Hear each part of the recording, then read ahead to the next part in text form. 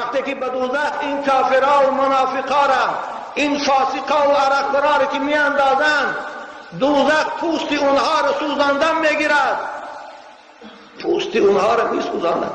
وقتی که پوست تمام شد، به گوش که رسید، دیگر عذاب حس نمیکنند، زیرا که مرکز احساس علم و درد پوست است. امروز خوب آخه جنازه باید پیشی میشده.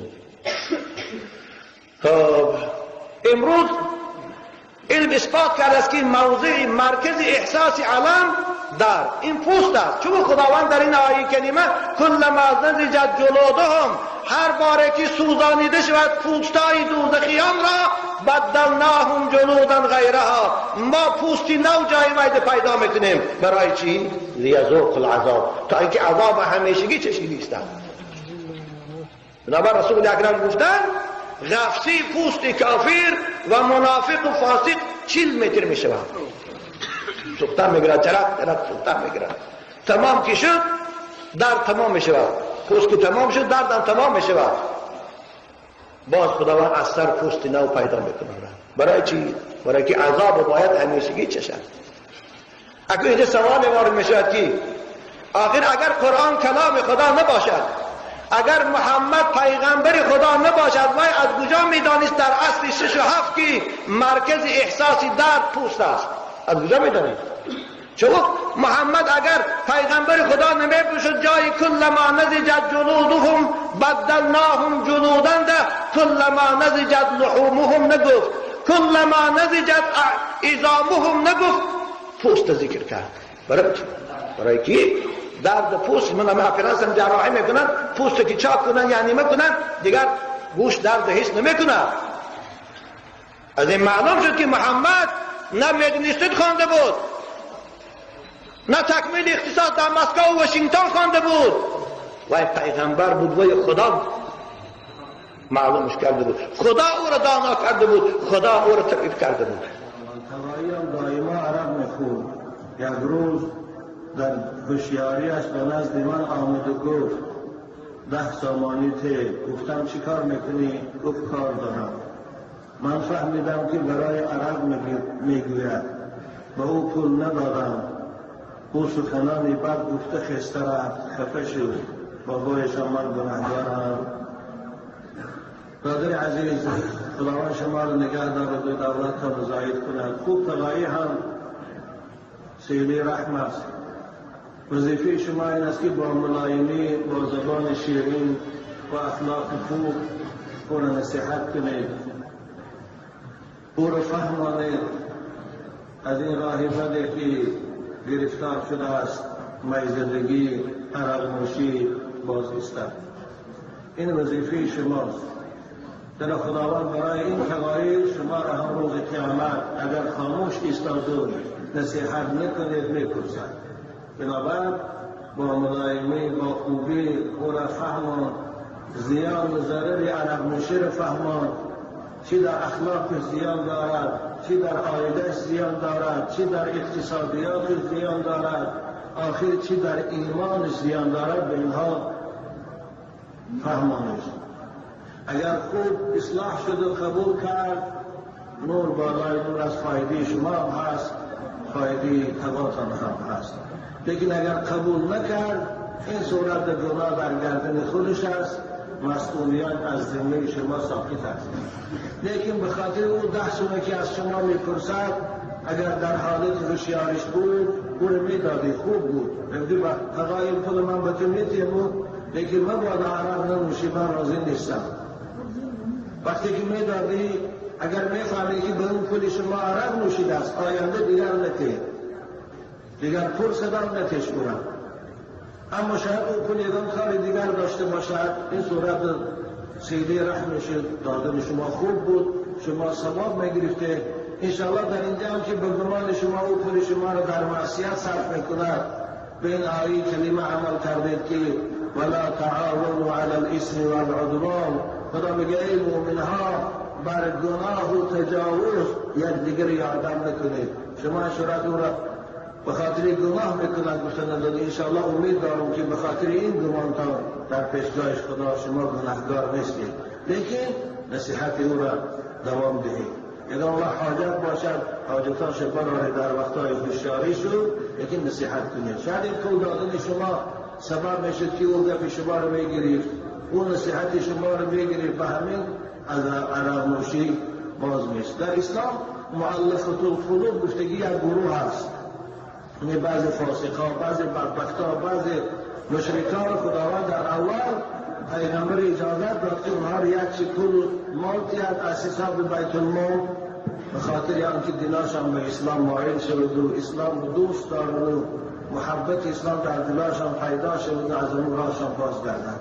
از این سبب به اعتبار مؤلفة القلوب شما اینا وقتی تقاطان پول که به خاطر آنکه شما رو دوست دارد و نصیحتان قبول کند ممکن ثواب می‌گیرد. بابا گامروزی اچردک بود کشال میمری سب سوی بیدنمی راست بزبره خوار شون پدر مدرمیا گلو را ما پدر مید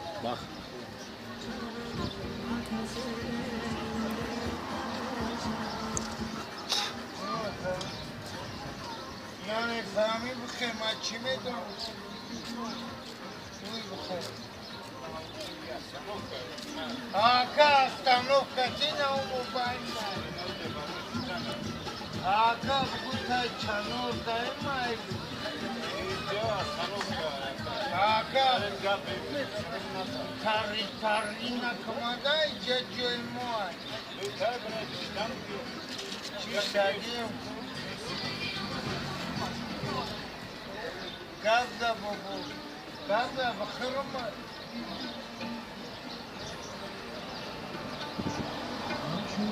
ما خطیه کم گفته بخیرم نمیره کم شد جام و خلوص شود اچوفم سلام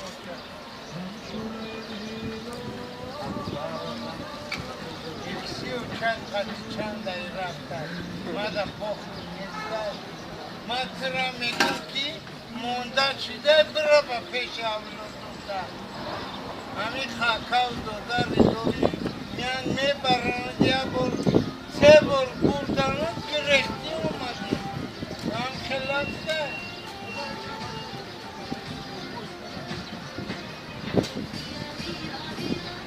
با کمی تکومی دیگر را بول رسول اکرم عرقه فانها ام الخبائث مادری همه پلیدی ها گفته قومای ورزا. من میدونم که در جای شما عرق نوشی ماده شده است. اگر که من اینجا نباشم خیشم محمد خبرش به من میرم شما رو توی هاتون به عرق نمیشود. حالا انشاءالله جنازه هاتون عرق ریختی بکن نکنید تا روزه بشود. خوب این من مسئولیتی پیشوایی من به شما میگویم اختیارتان خواه قبول کنید خانه. رسول اکرم میگه فانها ام الخبائث سرچشمه تمام پلیدی ها این عرق هست. عرق نوش بعد از نوشیدن حقارت نکنه. عرق نوش بعد از نوشیدن دخترش که تنیستن از همین ورزا به شما من به سوال رفتن یک سوایی خواهر خودش که تنیستن در حالت مستی سوایی خواهرزادی خودش تجاوز کرد از همین ناحیه شما. برای شخص یاقین شنیدین همین خودش کفایه است که از همین پلید خودش نگه دارم. آدم کشی ها از علم نوشیست. من تلویزار دون شاوه که گمه خبرداد این رده پدر دختری 3 ماهه حامل داری خوش در حالت مستی بکار دست کش. پدر 18 سال دادن 18 سال ترمت کرد اما این نمیتواند دیگر داغی وی از وی دور کنند.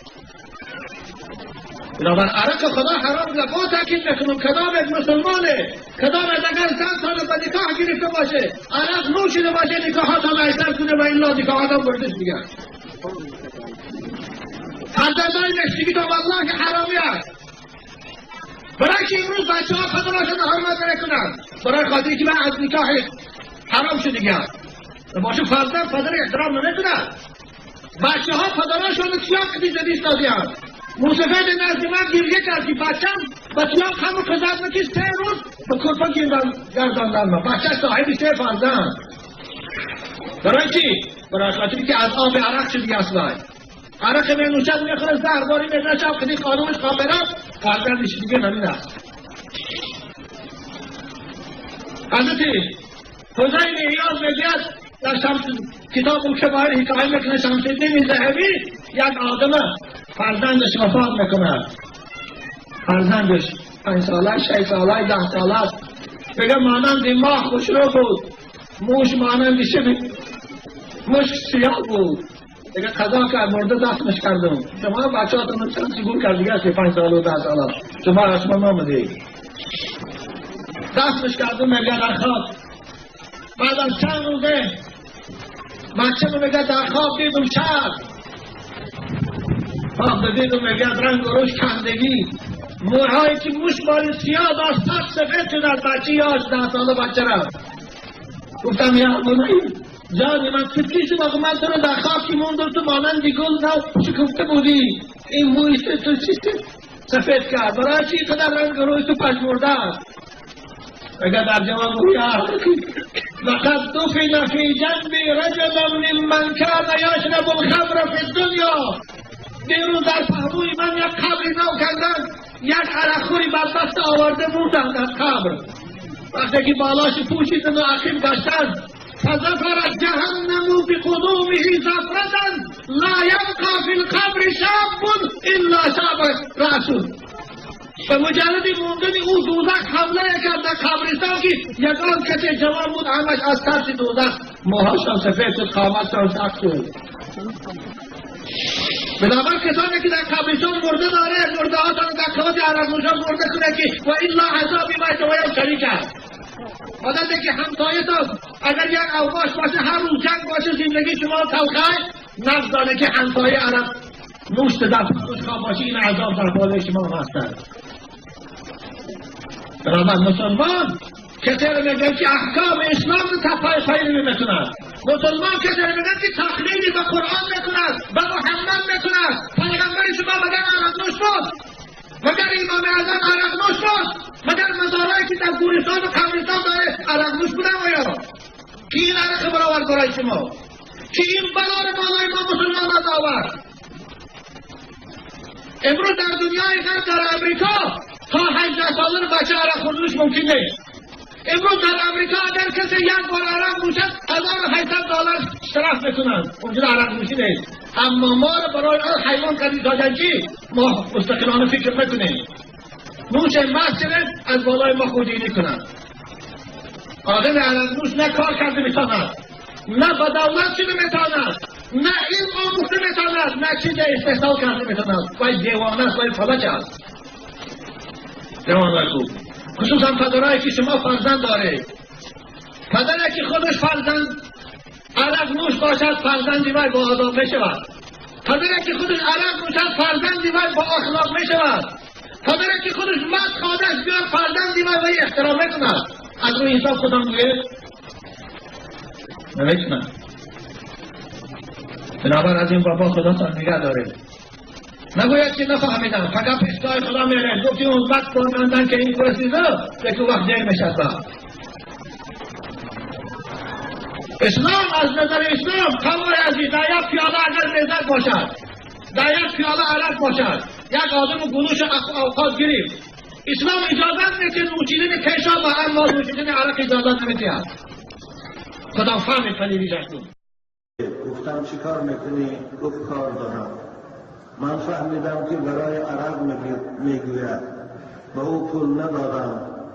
او سخنانی بد گفته خسته رفت، خفه شد. بابایشان من گناهگارم. برادر عزیز خداوند شما را نگه دارد و دولتتان زاید کند. خوب تقایی هم سیلی رحم است.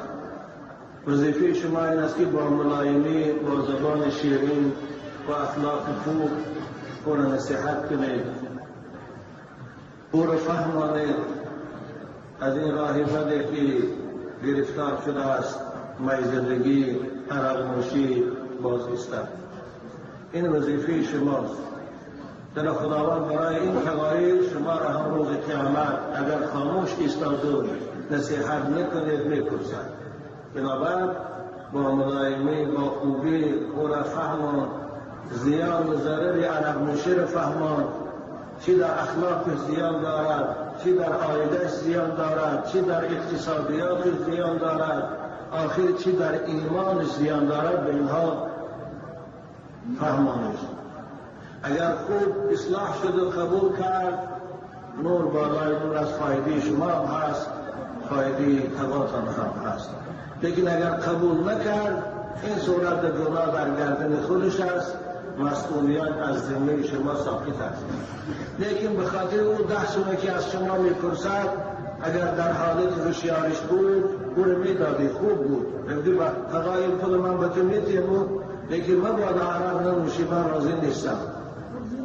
وقتی که میدادی، اگر میفهمی که به اون پول شما عرق نوشیده است، آینده دیگر نتید، دیگر پول صدام نتیش کنم.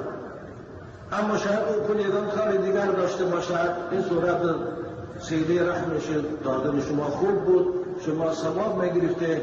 انشاءالله در اینجا هم که به گمان شما او پول شما را در معصیت صرف میکند، به این آیه کلمه عمل کردید که ولا تعاونوا علی الاثم والعدوان. خدا میگه ای مومنها بر گناه و تجاوز یکدیگر یادم نکنید. شما صورت او را به خاطر گناه میکند بسند. انشاءالله امید دارم که به خاطر این گمان تا در پیشگاه خدا شما گناه دیگه نمین است. حضرت حسین ایاز میگوید در کتاب الکبائر حکایت میکنه شمس‌الدین ذهبی یک آدم فرزندش وفات میکنه، فرزندش 5 ساله 6 ساله 10 ساله است. میگه مانند ماه خوشرو بود، موش مانند شب مشک سیاه بود.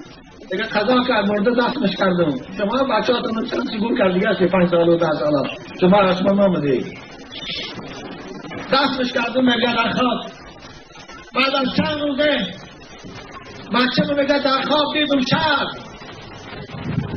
خواب دیدم میگه رنگ و روش کندگی، موهایی که موش باری سیاه داشت سفید شد از بچه 11 ساله بچه را.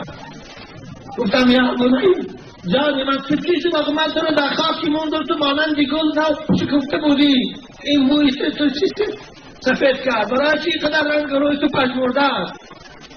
اگر در جواب روی لقد دفن فی جنب رجل ممن کان یشرب الخمر فی الدنیا. دیروز در پهلوی من یک قبری نو کردن، یک عرقخوری بدبخت آورده موندن در قبر. وقتی که بالاش پوشیدن و عقیم گشتن، فظفر جهنم بقدومه زفرة لا یبقى فی القبر شاب الا شاب رأسه. به مجرد موندن او دوزخ حمله کرد در قبرستان که یکان کسی جوان بود، همش از ترس دوزخ موهاشان سفید شد، قامتشان سخت شد. بنابر کسانی که در قبرستان مرده داره، مرده هاتان در قوات عرق‌نوشان مرده کنه که و الا عذابی باید و شریک است. مادر که همسایتان اگر یک اوباش باشه، هر روز جنگ باشه، زندگی شما تلخه، نفس دانه که همسایه عرق نوش در پوش خواب باشه، این عذاب در بالای شما هستند. بنابر مسلمان کسی رو میگن که احکام اسلام رو تفایل میکنند. مسلمان کسی رو میگن که تقلید به قرآن میکنند، به محمد میکنند. پیغمبر شما مگر عرق نوش بود؟ مگر امام اعظم عرق نوش بود؟ مگر مزارایی که در گورستان و قبرستان داره عرق نوش بودن آیا؟ کی این عرق برآورد برای شما؟ کی این بلا رو بالای ما مسلمان آورد؟ امروز در دنیای غرب وقتی که به دوزخ این کافرها و منافقا را، این فاسقا و عرقخورا را که می اندازند، دوزخ پوست اونها را سوزاندن میگیرد، پوست اونها را می سوزاند. وقتی که پوست تمام شد، به گوش که رسید، دیگر عذاب حس نمی کنند، زیرا که مرکز احساس علم و درد پوست است. امروز خوب آخه جنازه باید پیش میشده. امروز علم اثبات کرده است که موضع مرکز احساس علم در این پوست است. چون خداوند در این آیه کریمه کلما نضجت جلودهم، هر باره که سوزانیده شود پوستای دوزخیان را، بدلناهم جلودا غیرها، ما پوستی نو جای وید پیدا میکنیم. برای چی؟ لیذوق العذاب، تا اینکه عذاب همیشگی چشیده است. بنابر رسول اکرم گفتن غفصی پوست کافر و منافق و فاسق 40 متر می شود، سوختن میگیرد، چرک سوختن میگیرد. تمام که شد درد تمام می شود، پوست که تمام شد دردم تمام می شود. باز خداوند از سر پوست نو پیدا میکنه. برای چی؟ برای که عذاب باید همیشگی چشد. اگر اینجا سوال وارد می شود که آخر اگر قرآن کلام خدا نباشد، اگر محمد پیغمبر خدا نباشد، وای از کجا میدانست در اصل 6 و 7 که مرکز احساسی درد پوست است؟ از کجا میدانید؟ چون محمد اگر پیغمبر خدا نمیباشد جای کلما نضجت جلودهم بدلناهم جلودا کلما نضجت لحومهم نگفت، کلما نضجت عظامهم نگفت، پوست ذکر کرد. برای که درد پوست من افراسم جراحی میکنن، پوست که چاک کنن یا نیمه کنن دیگر گوش درد حس نمیکنه. از این معلوم شد که محمد نه مدنیستت خوانده بود، نه تکمیل اختصاص در مسکو و واشنگتن خوانده بود، وای پیغمبر بود، وای خدا معلومش کرده بود، خدا او را دانا کرده بود، خدا او را تکلیف کرده بود. تواییم دائما عرب میخوند. یک روز در هوشیاریش به نزد من آمد و گفت 10 سامانی کار نیستی، لیکن نصیحت او را دوام دهید. اگر الله حاجت باشد حاجتاش برای در وقتهای هوشیاری شد، لیکن نصیحت کنید. شاید این کل دادن شما سبب میشد که اون گپ شما رو میگرفت، اون نصیحت شما رو میگرفت، به همین از عرب نوشی باز میست. در اسلام مؤلفة القلوب گفتگی یک گروه هست، یعنی بعضی فاسقا، بعضی بدبختا، بعضی مشرکان خداوند در اول پیغمبر اجازت داد که اونها رو یک پول مالتی از حساب بیت المال به خاطر آنکه دلاشان به اسلام مایل شود و اسلام رو دوست دارند و محبت اسلام در دلاشان پیدا شود و از اون راهشان باز گردند. از این سبب به اعتبار مؤلفة القلوب شما ایگان وقتی تقاطان پول که به خاطر آنکه شما رو دوست دارد و نصیحتان قبول کند ممکن ثواب می‌گیرد. بابا گامروزی اچردک بود کشال میمری 100 سوی بیدنا میکنه راست زبره خوار شون پدر مادرمیا گلو را ما پدر میکنه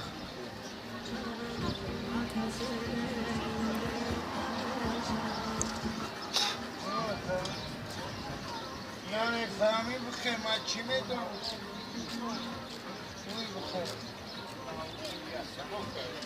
آقا استانوف کسی نمو باید آقا بگوتا چنور دایم مایلو آقا تاری نکماده ایجا جوی موی چی شدیم گفته بابو گفته بخیرم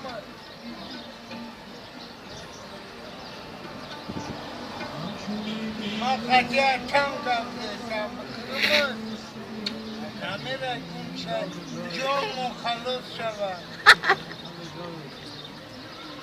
اچوفم سلام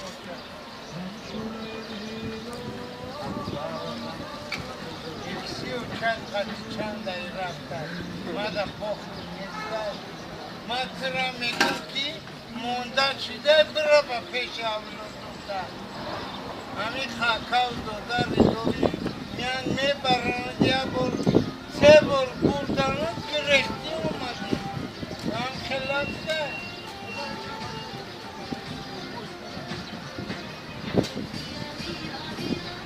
باید کمی تکومی دیگر را بول رسول اکرم عرقه فانها ام الخبائث، مادری همه پلیدی ها گفته قومای ورزا. من میدونم که در جای شما عرق نوشی ماده شدگی است. اگر که من اینجا نباشم خیشم محمد خبرش به من میرم، شما رو توی هاتون به عرق نمیشود. حالا انشاءالله جنازه هاتون عرق ریختی بکن نکنید آموزه میشود. خوب این من مسئولیتی پیشوایی من به شما میگویم اختیارتان خواه قبول کنید خانه. رسول اکرم میگه فانها ام الخبائث، سرچشمه تمام پلیدی ها این عرق هست. عرق نوش بعد از نوشیدن حقارت نکنه. عرق نوش بعد از نوشیدن دخترش ستنیستن. از همین ورزا به شما من در سوال رفتن یک سوایی خواهر خودش ستنیستن. در حالت مستی تقایی خواهرزادی خود تجاوز کرده از این ناحیه شما. برای شخصی آقین شنیدین همین خودش کفایه است که از همین پلید خود نگه دارم. آدم کشی ها از علم نوشیست. من تلویزار دون شاوه که گمه خبرداد این رده پدر دختری 3 ماهه حامل داری خوش در حالت مستی بکار دست کش. پدر 18 سال دادن 18 سال ترمت کرد، اما این نمیتواند دیگر داغی وی از وی دور کند. بنابر عرق خدا حرام لبا تاکید نکنم کدام یک مسلمانه کدام اگر 10 سال به نکاح گرفته باشه عرق نوشیده باشه نکاحات هم ایسر کنه و الا نکاحات هم بردش دیگر. حددهای نشتگی تو والله که حرامی است. برای که امروز بچه ها پدراشون حرمت نکنن برای خاطری که من از نکاح حرام شده دیگر باشه فرزن پدر احترام نکنن. بچه ها پدراشون کیاک بیزدیست دادی هم موسفید نزدی من گریه کرد که بچم بچیان همون پزد نکی 3 روز به کرپا گرداندن ما بچه صاحبی 3 فرزن. برای چی؟ برای خاطری که از آب عرق شدی اصلا عرق می نوشد میخوره زهرداری می نشد خیلی قانونش کاملا